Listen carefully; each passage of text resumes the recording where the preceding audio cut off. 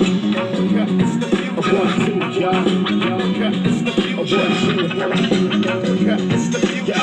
no future unless we build it now. It's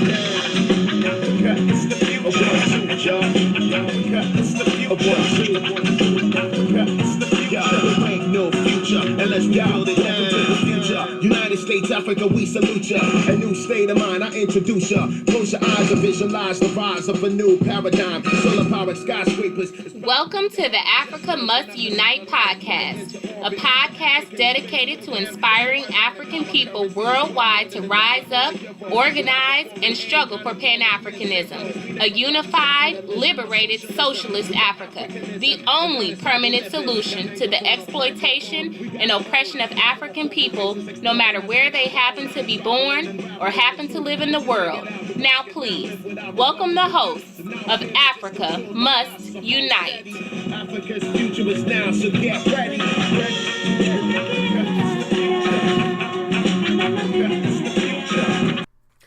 Greetings once again, revolutionary people out there. I am Brother Terrence. And I am Mama D, and we are the Pan-African Revolutionary Socialist Party. All right, welcome to our 12th podcast of the year. Proud, aren't we? Absolutely, our first time doing this, and we made it consistent throughout the year.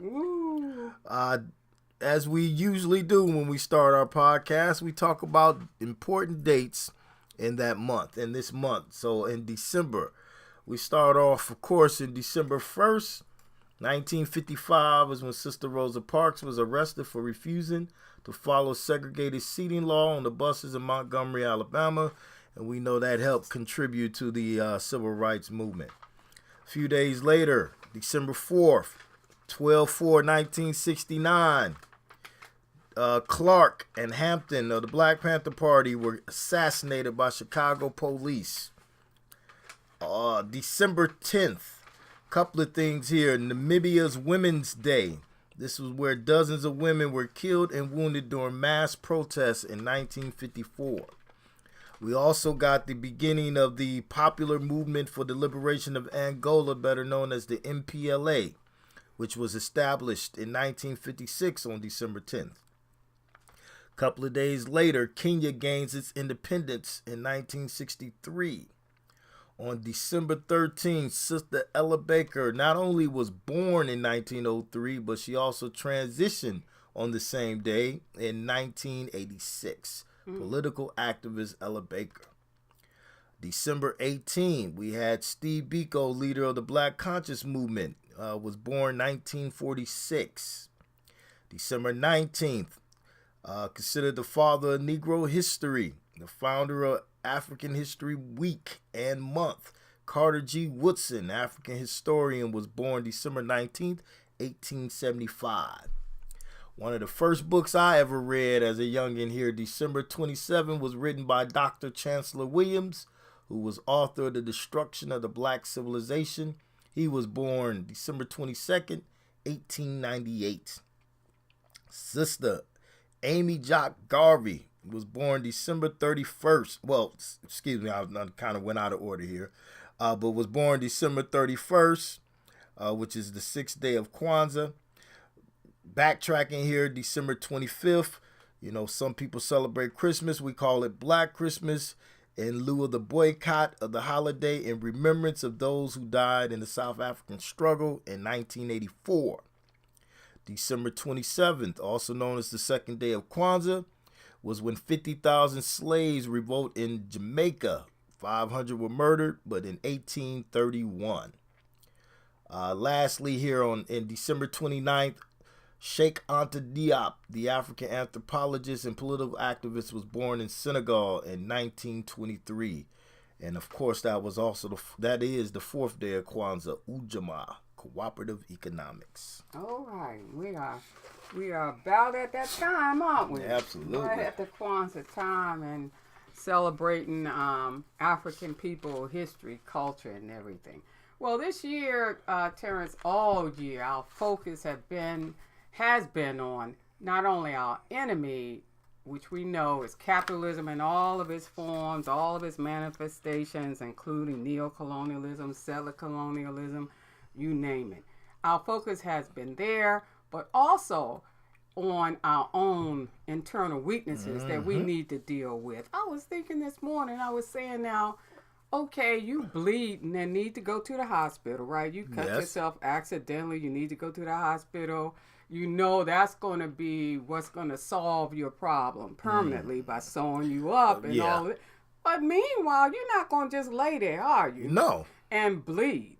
Just bleed and wait and say, okay, this is not the final solution, so I'm just going to lay here and I'm just going to let myself bleed. You want to be helping yourself in some kind of way. Getting a cloth, mashing it on the cut. Or until you can get it sold. This is all we're talking about. We're not losing sight of that principal enemy that we know of as capitalism, but we do have to help ourselves in many ways. So we have taken a direction from Amilcar Cabral, and we want to just stop and say a little bit about him, because this is the interesting thing.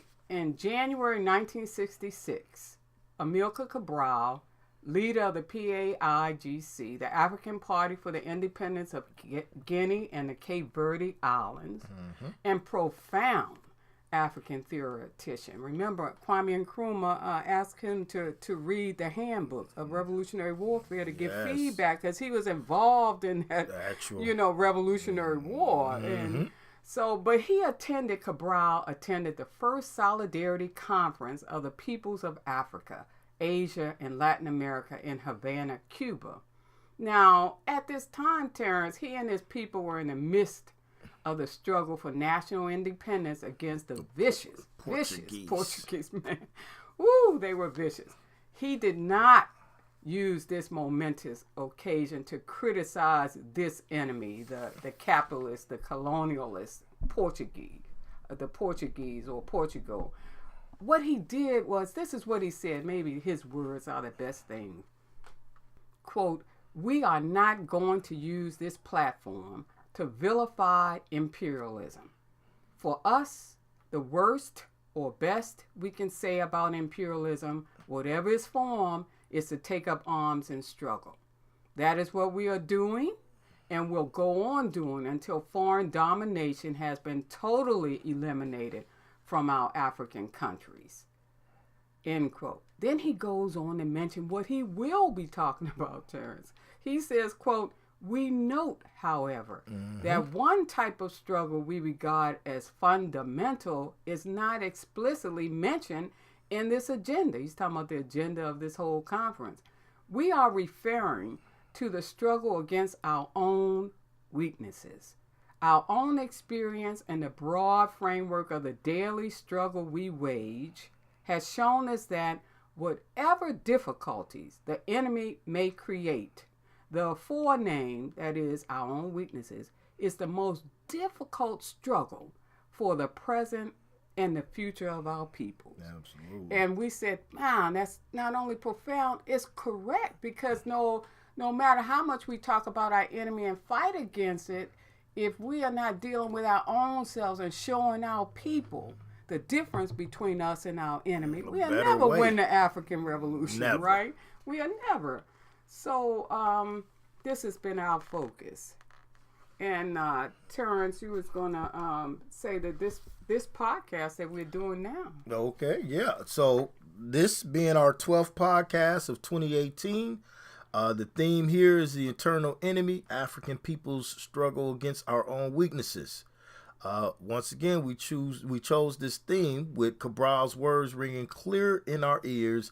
That is the understanding that we can best organize our people for the African Revolution, the struggle against capitalist neo-colonialists for the complete liberation, unification of a socialist Africa.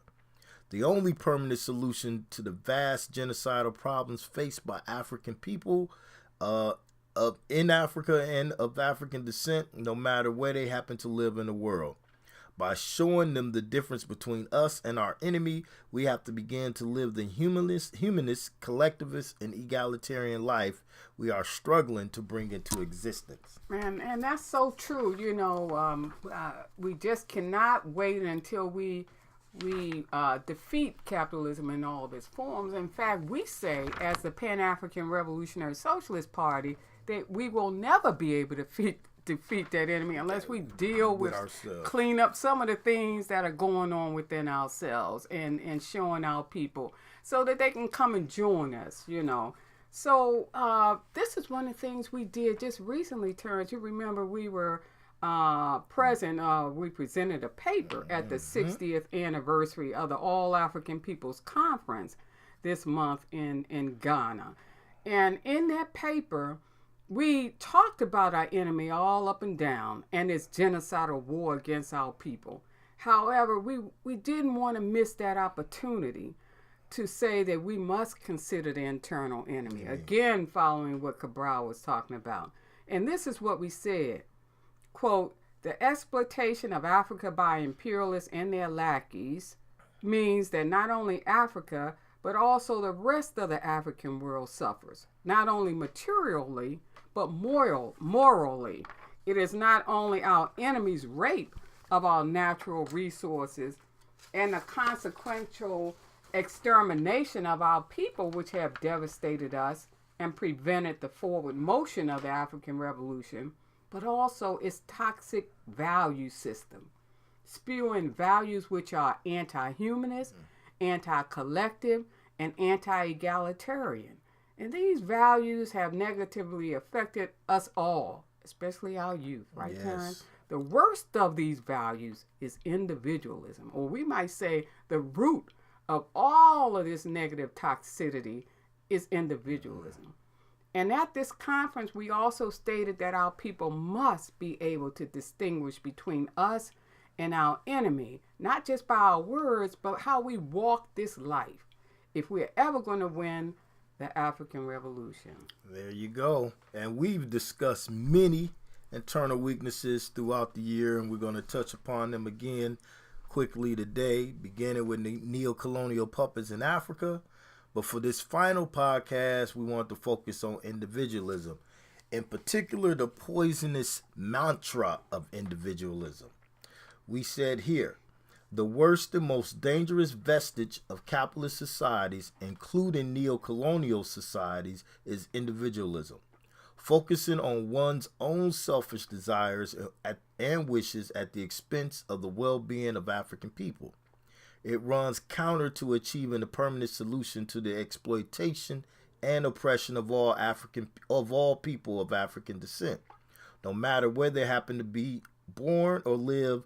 Pan-Africanism, which is the total liberation and unification of Africa under a socialist economic system. The least remaining trace of individualism will develop at the first opportunity and halt the forward motion of African people, a forward motion that depends on the establishment of Pan-Africanism. We must wage, therefore, a daily struggle against individualism by embracing our traditional African principles of humanism, collectivism, and egalitarianism. Joining the Pan-African Revolutionary Socialist Party is the best way to help us to remember, understand, digest, and practice these principles and forward the African Revolution. That's an important statement because, Terrence, as you know, we getting all this information. We're getting socialized by capitalism 24/7. Every time, every day we wake up, every morning we wake up, we have to struggle within ourselves to do and walk, the Christians say the righteous path. Righteous path. Mm-hmm. The righteous path just means the right path according to your ideology, right? And our ideology means that, we embrace our traditional African principles and we think about the collective, not just ourselves. But you got to fight and struggle against that kind of mentality that the capitalists are pushing on you all the time, Every day. And one of the, remember we were studying Ho Chi Minh's piece on revolutionary morality. That's one of the best readings and clearest analysis of individualism that we really studied. And we just like to mention a couple of the things that he says. And number one, he says to make revolution, to transform the old society into a new one, is a very glorious but also an extremely heavy task, a complex, protracted, and hard struggle. Only a strong person can travel a long distance with a heavy load on their back. That's true, isn't it? He says a revolutionary must have a solid foundation of revolutionary morality. That's all in caps. Revolutionary morality in order to fulfill their glorious revolutionary task. And all he's saying is that as individual revolutionaries, to do what we know is right according to our principles is hard, but we have to do it. Yes. Ho Chi Minh also says in that same piece, born and brought up in the old society, we all carry within ourselves, to a varying extent, traces of that society in our thinking and habits. The worst and most dangerous vestige of the old society is individualism, and that's all caps. Individualism runs counter to revolutionary morality.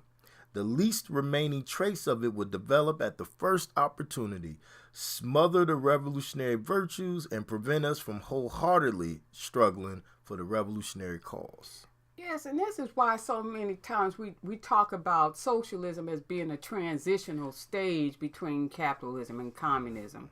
Because as you know, Terrence, I mean, we established unified Africa, and then we say we're struggling for socialism. Well, look, we still got institutions that have been molded according to the capitalist way. We got our own thinking and all that we have a habit of dealing with in a capitalist way, like individualistic and all of that.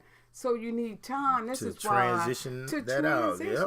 Out. And this is, what's that song I always ask you, Terrence? I can never remember. We are products of the system we are born to destroy. Absolutely, yep. Joey. It seems paradoxical, but it's true. You know, at the same time we trying to destroy the system, we know within us we are carrying some of the values of this system. Yes. So he says another important point he makes is, quote, individualism is something very deceitful and perfidious. That's just treacherous. It skillfully induces one to backslide. And everybody knows that it is easier to backslide than to progress. That is why it's very dangerous. That point is so important. I wrote it and put it up on my wall. And everybody knows it's true that it is easier to backslide than to progress. You know, that's why we say, Terrence, in revolutionary organization, you got to study and also what? Do programs. Yeah, you got to study, organize. You got to theory and practice together, because you got to do something, right, to counteract. You become stagnant and it becomes easier to backslide. You backslide right on down. Ho Chi Minh also says here, no system equals socialism and communism in showing respect for the people, paying due attention to their legitimate individual interests, and ensuring that they be satisfied. In a society ruled by the exploiting class, only the individual interests of a few people belonging to that class are met, whereas those of the toiling masses are trampled underfoot. But in the socialist and communist systems of which the laboring people are the masters, each person is a part of the collective, plays a definitive role in it, and contributes their part to the society. That is why the interests of the individual lies within those of the collective and are part of them. Only when the latter are secured can the former be satisfied. That's right. You know, it has to be the collective, you know, and not just that individual. And the last thing about quote from Ho Chi Minh, we want to end with in terms of his article on revolutionary morality. We encourage you to look at that piece. Absolutely. It is illuminating, as my grandson would say. But anyway, this one, quote, individualism is a cruel enemy of socialism. Let all cadres within and without the party be resolved to devote all their lives to serving the party and the people. This is the noble virtue of revolutionary. This is revolutionary of the revolutionary. This is revolutionary morality. Yeah, so let me repeat, because I stumbled there. This is the noble virtue of the revolutionary. This is revolutionary morality. And it kind of reminds us of Frederick Douglass' quote. You know, Frederick Douglass quoted something about, it's not direct, but something about if there's no struggle, there's no progress. And he says this struggle may be a moral one, maybe a physical one, or it might be both. And all year we've been saying it's both. You know, fight that principal enemy and deal with your own morality, what you know is right based on your ideology or, you know, some people say your theory. Yes. So just in looking back at, you know, the prior 10 months in connection with individualism, because again, we looked at all of these internal weaknesses that we have to deal with in fighting our principal enemy. We want to just reflect on that whole me, myself, I, which is a hallmark of capitalism. So in February, we talked about the neo-colonial puppets in Africa. And of course, it can't get no more individualistic in that sense, because those are African leaders and presidents who are stuffing their pockets, enriching themselves at the expense of their people. Prostitutes, you know, prostituting themselves to enrich themselves, like you said. And we also talked about civil wars in Africa. It's the same thing. It's like underpinning all of these things that we talked about throughout the year is individualism. You're not doing it for your people. In other words, you have to ask yourself, am I doing this for the people? Is this correct for my people? So when you talk about civil wars in Africa, usually these are lackeys, wannabes, puppets. These conflicts are not like wars of liberation that were fought to overthrow colonialism or are being fought to overthrow neo-colonialism. These are wars that are led by warlords or wannabes, and they just want to get up there and get a piece of the exploitation of our wealth, like coltan or our diamonds or something like that. Yeah, which leads to this micro-state syndrome phenomenon, which we talked about states being run by neo-colonial elites who oppress their own people for imperialist bosses. You know, this is the reason why we call for the unification of Africa under a scientific socialist government, because it's these Africa, in order for it to prosper and be powerful as one, all of these states, all of these individual countries have to unite as one. Until then, these individual run states by these neo-colonial puppets will continue to be exploited by the imperialist bosses, which in turn creates an exploitation of the people, the masses. It really does. And, you know, that's why at that All African Peoples Conference, the 60th anniversary, it's something. I mean, people came from around the world. Yes. But that's why we said we need to start saying genocidal impact of capitalism on our people. It's killing our people, you know. Mass. And I mean, even when we dealt with religious conflicts over the year, you know, we know in terms of all of these things that these problems emanate from our principal enemy. You know, only due to the capitalist and neo-colonial maneuvers throughout the world have religious and ethnic conflicts intensified. Now, we don't want to skim that. That's very key. But what we're saying is that we can't go along with them. We have to say, look, like we did during slavery times, that, you know, I'm not accepting anything that's coming from the enemy. So, you know, what we say is we can't just say my religion is the best or this is the only religion. You know, as Kwame Nkrumah talked about, you know, African people have to extract and embrace the principle from all of our experiences. There you go. Traditional, Islamic, Euro-Christian, and develop them in such a way that they fit into the African personality. And this is the only way we're going to win, even the only way we're going to survive. So, I mean, we can't afford to let anything prevent us from uniting. Not even if it's, my religion, your religion. Absolutely. And if it's a true religion at that, the extracting the good principles will transcend. They're all in lies, all of the religions. You'll find the similarities there. That's what Secretary said. We got, his piece on revolution and religion is beautiful. He said when you take out the positive, look at revolution and look at religion, they have similar goals in mind. Absolutely. It's all for the people, the betterment of the people and all. Yes. And then we brought it closer to the U.S. here, and we focused in on the top of the individual pyramid here, these Uncle Tom leaders in the United States. These folk who look like you and I, who get in front of the camera, who shake hands with the capitalists and the people in charge, and really, they're only out for themselves. They're sitting at the table, as Malcolm says, drinking that coffee, looking out for only themselves, And we as a people got to expose them, all the time. Just expose them.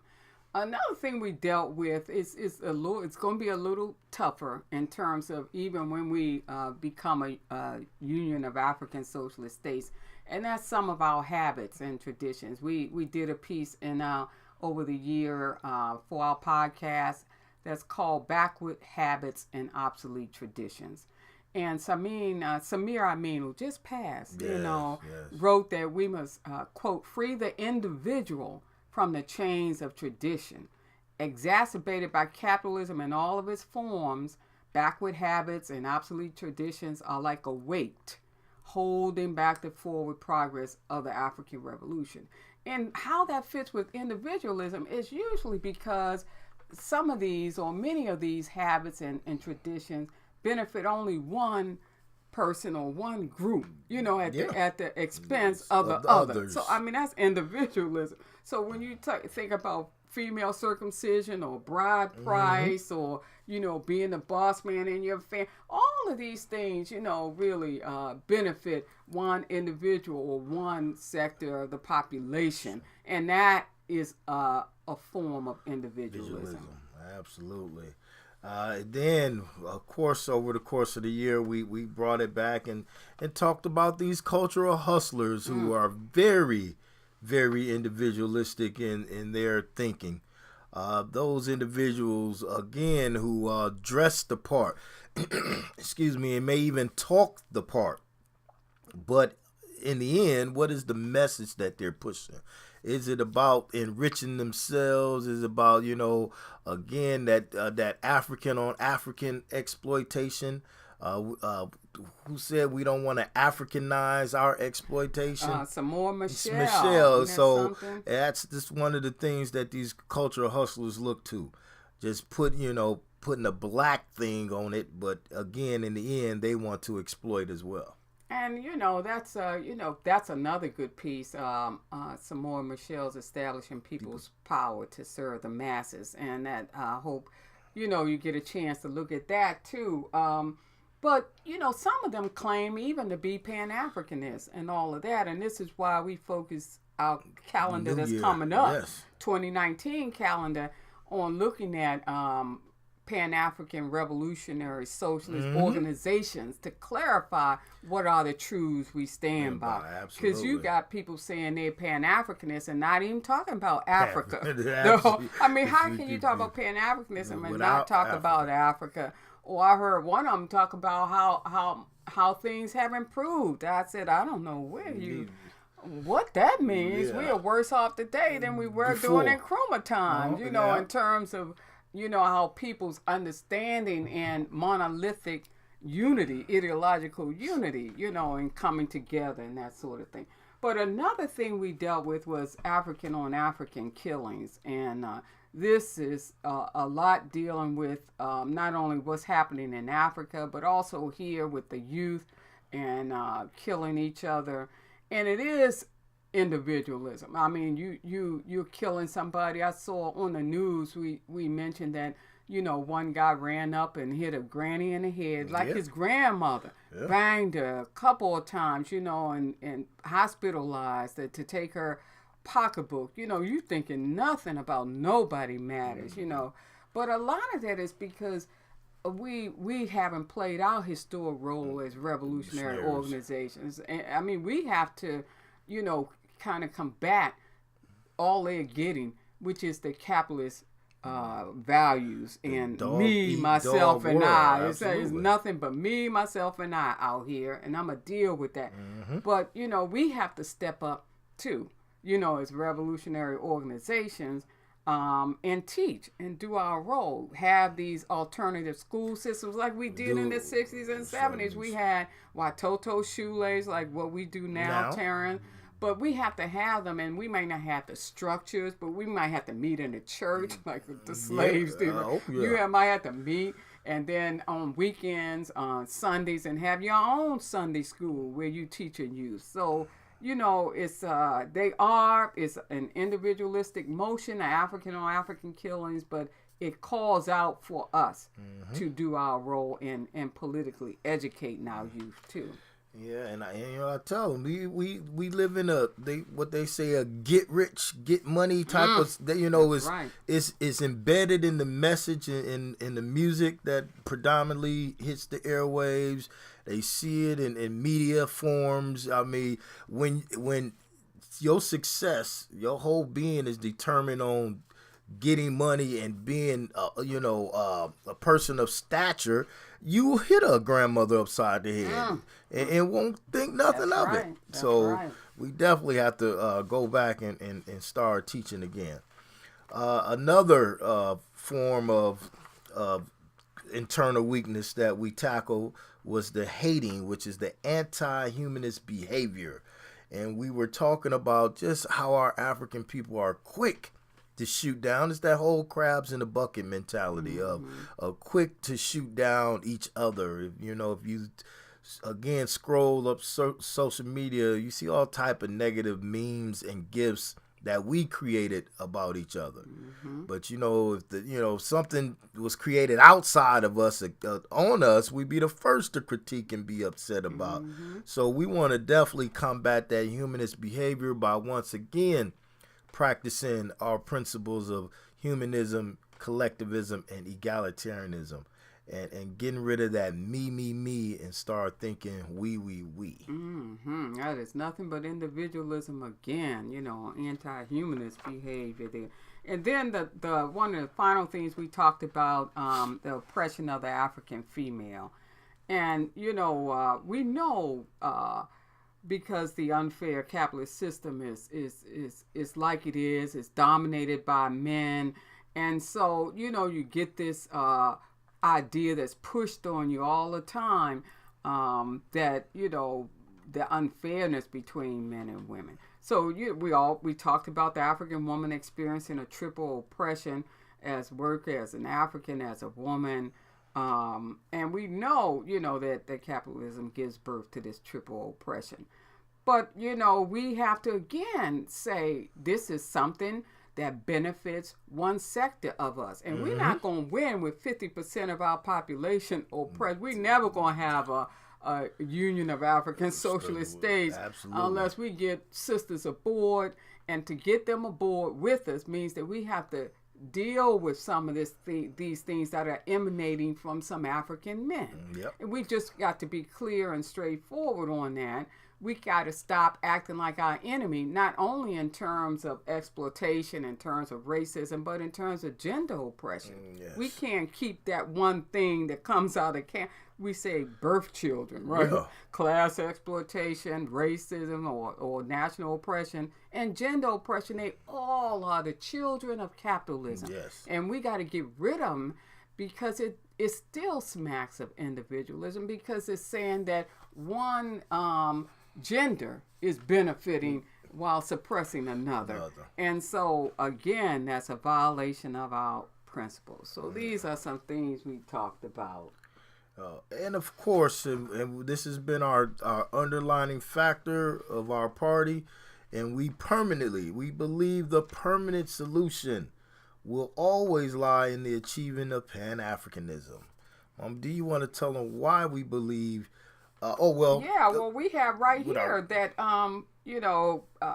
we do believe that this is our long-range goal, that this will bring the permanent solution to all of our problems, because we have our land, and from land comes wealth. From wealth comes the power to trade on the world stage. So power, and then respect and liberation. All of those flow from getting control of your land. And we're going to talk about that more next year. Oh, you know, yes. that whole objective of Pan-Africanism. But what we're seeing today and all throughout 2018 is, while we are struggling to build Pan-Africanism, and in fact, in order to build Pan-Africanism, we must remember that we must work on ourselves by embracing our principles, rejecting individualism, in order to show our people the difference between us and our enemy. They have to see it, not hear it. Yes. Because we'll say it all day long, yeah, our enemy this and we're this. But when they see you out in the street and see you doing the same thing any backwards person might be doing, or person without consciousness might be doing, they say, I'm not going with them. Yep. You know what I mean? So we have to watch ourselves as well. And that, I hope you've enjoyed as much as we have this whole year of reviewing, you know, and trying to deal with some political education, so that we all of it is for this goal of achieving permanent liberation for our people. We sick of the suffering, the dying, the killing each other, and all the rest. So that's been our focus.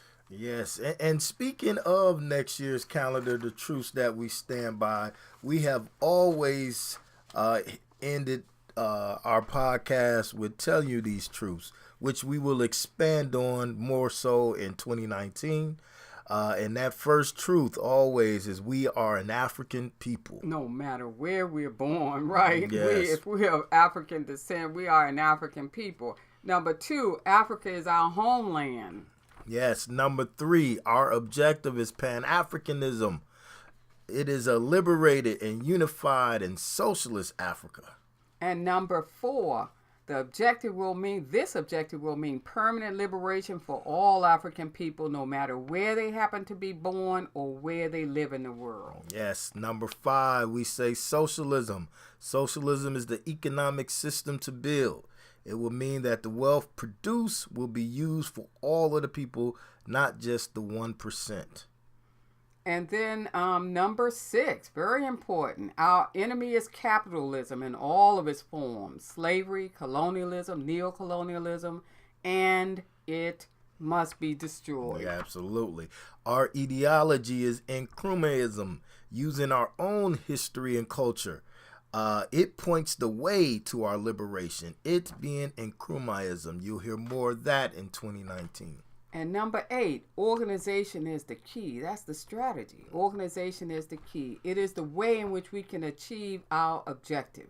Remember the African proverb, sticks in a bundle are unbreakable.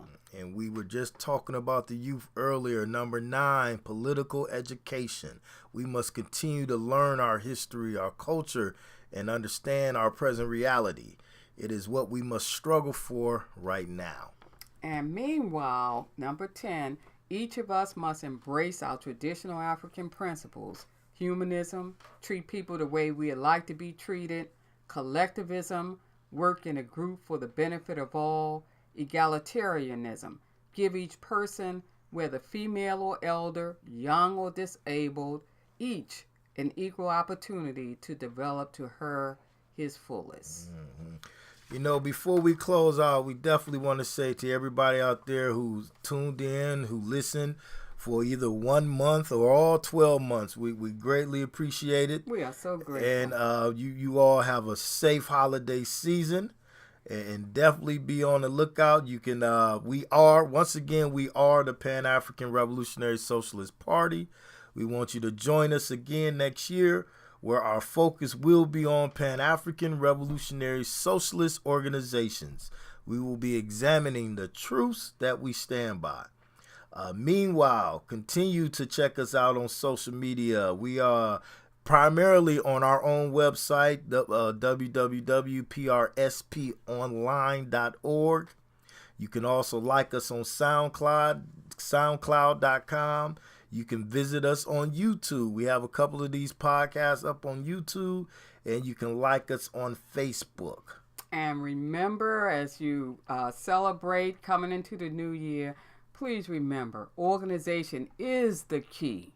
Join us or some other Pan-African revolutionary socialist organization.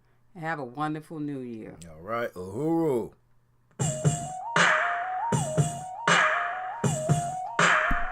Pulse of the people. If it feel good to you, it's okay, smile.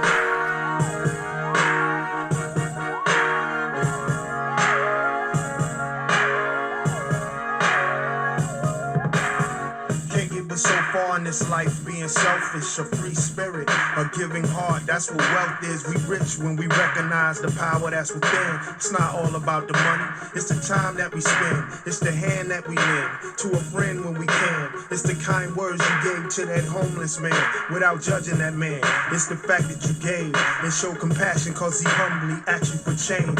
I know the blessings I receive is not just for me. A shared blessing comes back to you. That's what I believe, to help someone in need, to throw down some rope, to be a ray of hope. You know, sometimes you gotta help somebody. Sometimes you gotta help somebody. Sometimes you just gotta be helpful when life gets stressful. Sometimes you gotta help somebody.